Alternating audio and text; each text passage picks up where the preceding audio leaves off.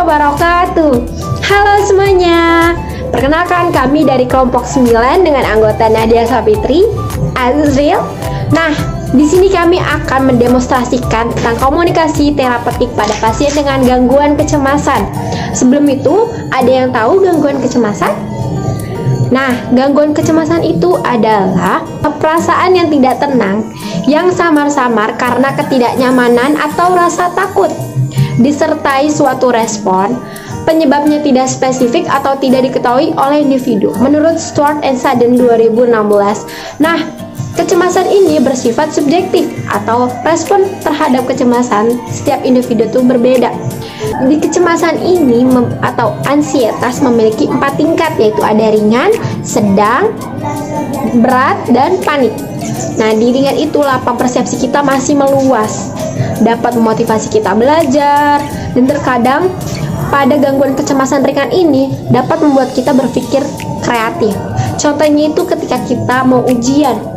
Ketika datangnya cemas itu membuat kita ingin belajar terus agar ketika cemas itu datang kita masih dapat menjawab. Selanjutnya yaitu ada sedang.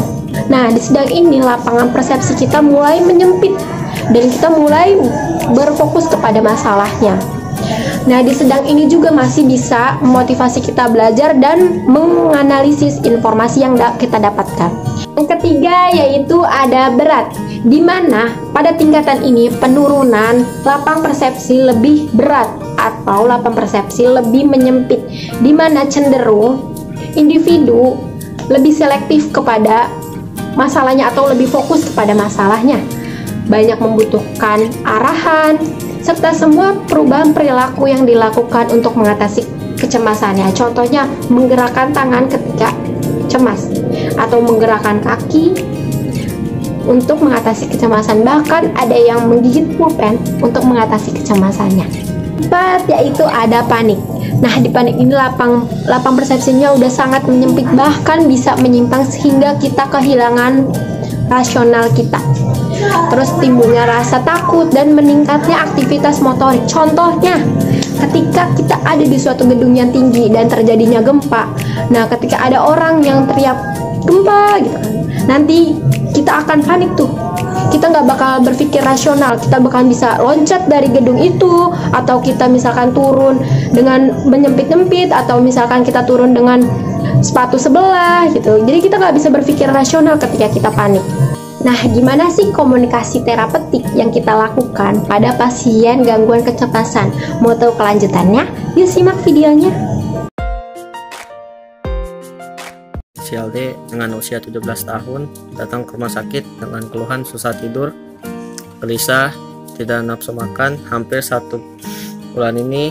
Sebelumnya pasien D bercerita kepada perawat bahwa pasien D ini mengikuti tes SBMPTN namun gagal, sehingga pasien merasa sangat cemas jika dia mengikuti tes kembali. Perawat menjadwalkan konsultasi dan mengajarkan teknik relaksasi kepada pasien untuk mengurangi kecemasannya. Selamat pagi Kak. Perkenalkan, saya perawat Nadia yang berdinas pagi dari jam 8 sampai jam 12 siang. Sebelumnya boleh saya lihat identitasnya? Boleh.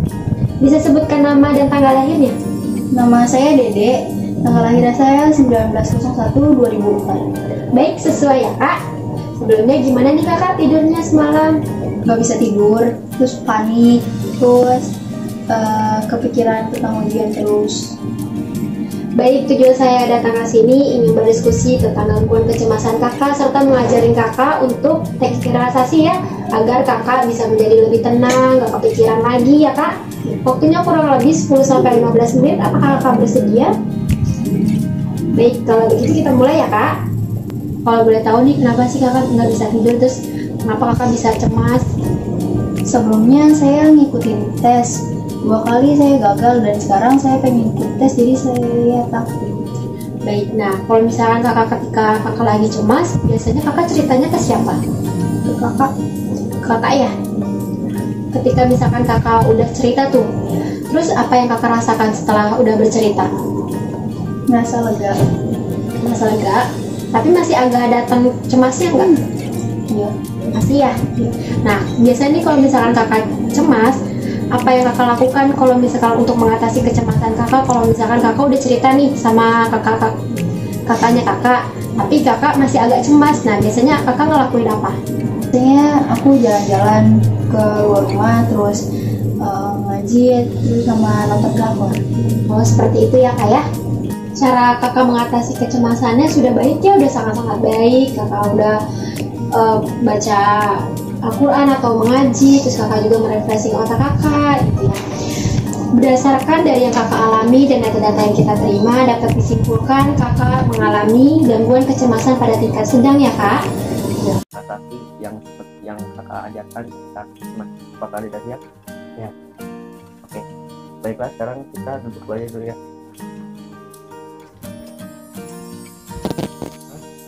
Kalau begitu kita mulai ya, Dek.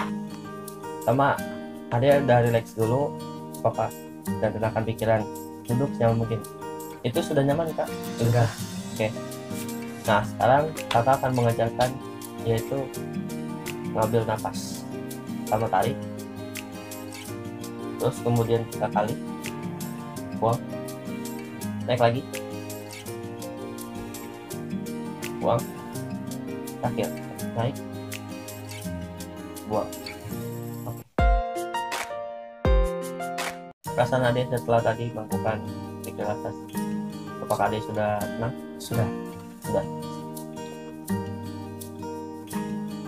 Bisa disebutkan nggak kecemasannya tadi itu apa?